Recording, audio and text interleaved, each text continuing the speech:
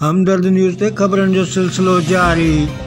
अफ़सोसनाक ख़बर शेयर कंदालूं सकरंड मां। सकरंड भरिसां खदर थाणे जी हद वटि सिम नाले मां ॻोठाणे इमदाद अली मक्सीअ जो लाश हथायो।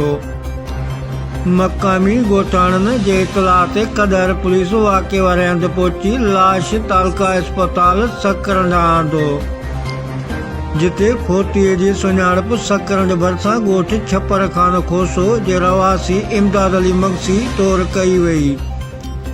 होॾां संदसि वारसनि जो चवणु आहे त ॼाणायल शख़्स मिर्गीअ जो मरीज़ हो ऐं ज़हनी तौरु दुरुस्त न हो। गुज़िरियल ॾींहं खां गुम हो। असांखे बि अचानक संदसि मौत जी ख़बर मिली आहे।